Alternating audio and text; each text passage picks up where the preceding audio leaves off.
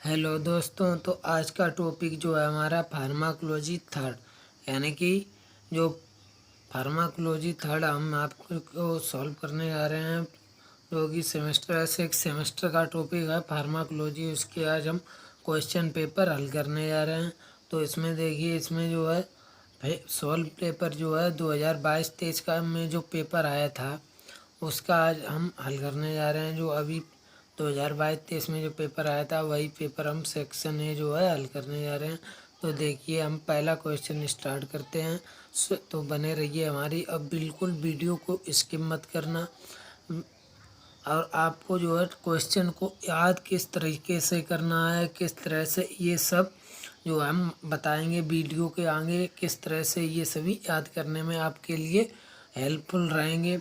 तो बने रहिए हमारे चैनल पर। तो देखिए, इसमें है पहला क्वेश्चन, डिफाइन दी कीमोथेरेपी, यानी कि कीमोथेरेपी को डिफाइन करना है। पहले एक क्वेश्चन पूछा गया है इसमें।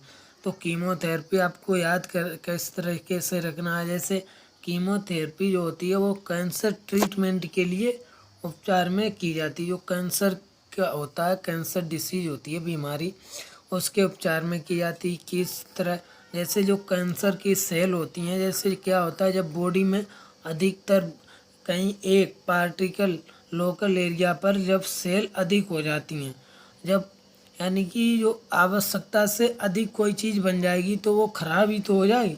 इसी तरह यहाँ पर क्या होता है कि जो सेल होती हैं, कैंसर सेल, ये अधिक हो जाती हैं कहाँ पर, जिस एरिया पर, वहीं पर जो है कैंसर बीमारी हो जाती है। और जो कीमोथेरेपी होती है ये क्या होती है, ये कैंसर की जो सेल होती हैं उन्हीं को किल करती है, यानी कि मारती है।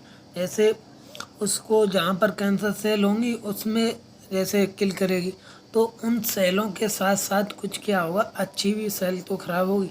ऐसा तो है नहीं कि दवा को बिल्कुल जो कैंसर सेल है उन्हीं को किल करे।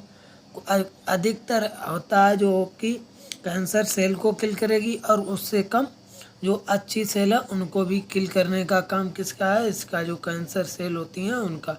और ये जो कीमोथेरेपी, और इसको इस तरह लिखने, chemotherapy is a cancer treatment, यानी जो कीमोथेरेपी है इसका उपयोग हम कैंसर ट्रीटमेंट में करते हैं। वेयर मेडिसिन इज यूज्ड, जो मेडिसिन होती है उसका उपयोग हम कैंसर सेल जो है उनको किल करने में करते हैं।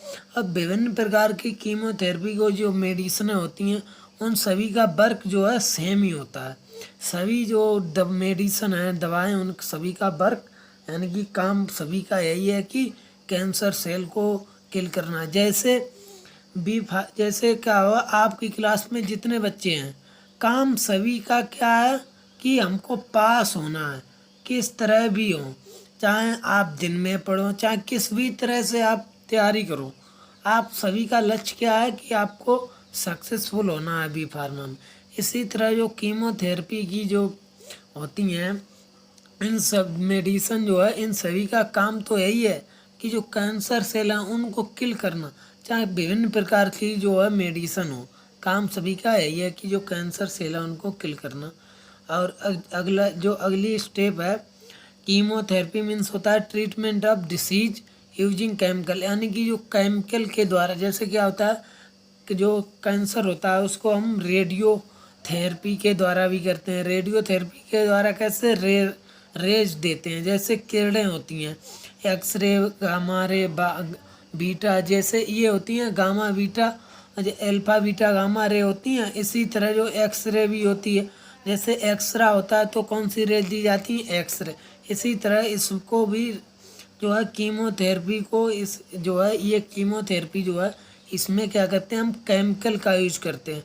जैसे मेडिसन, जो केमिकल मेडिसन होती हैं उनका उपयोग करके हम इसको उपचार करते हैं। ट्रीटमेंट ऑफ एनी सिस्टमिक, जैसे जो इसका हम उपयोग systemic infection of the all body, जो आल पूरी बॉडी है उसमें सिस्टमिक इन्फेक्शन के हिसाब से जो है हम इसका उपचार करते हैं। तो ये है क्वेश्चन। अब अगला क्वेश्चन हम देखते हैं। देखिए, कीमोथेरेपी क्या होता है, ये कैंसर के ट्रीटमेंट में जैसे केमिकल जो मेडिसिन बनती हैं वो सभी केमिकल से ही तो बनाई जाती हैं, केमिकल उसमें यूज होता है। तो जो कीमोथेरेपी होती है वो केमिकल का उपयोग करके ही मेडिसिन बनाई जाती है।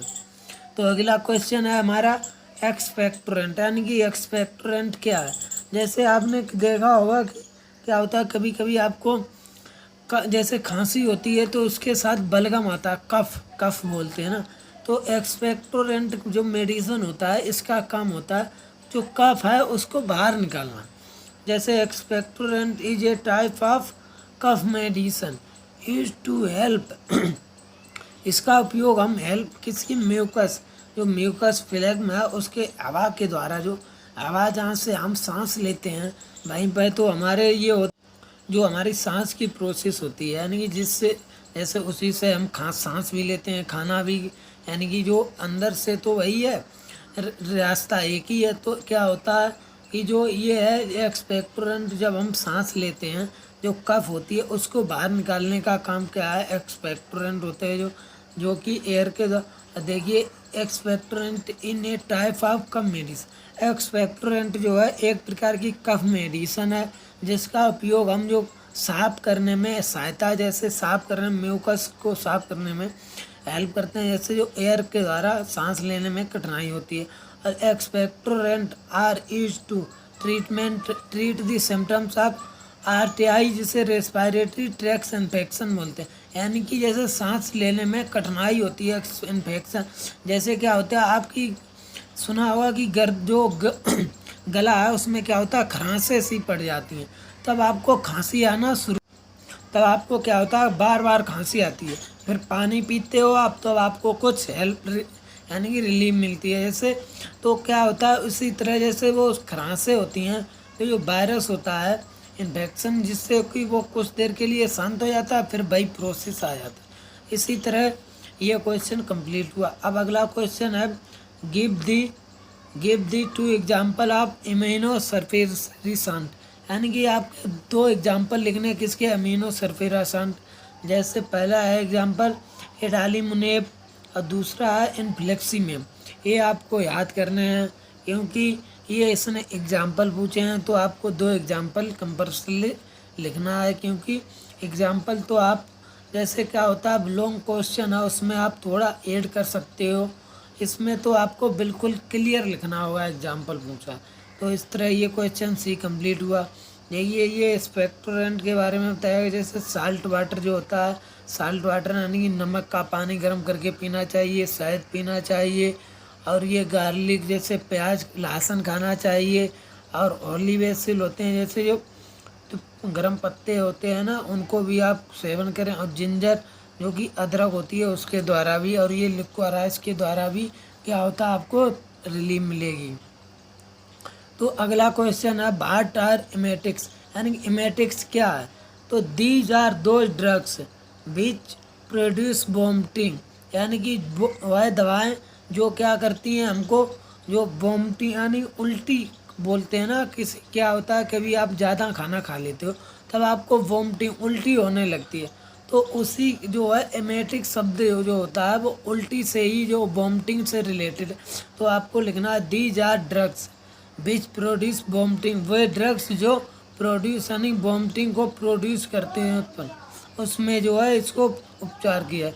दे आर एक्ट सेंट्रली, जैसे जो ये एक्ट सेंट्रली करती हैं CTZ यानी कीमो रिसेप्टर ट्रिगर जोन में वर्क एज रिफ्लेक्स मेटिंग, जो कि यह रिफ्लेक्स मेटिंग जो होता है उसके द्वारा वोमिटिंग से संबंधित है। तो आपको लिख कर आना है, ये क्वेश्चन भी आया था।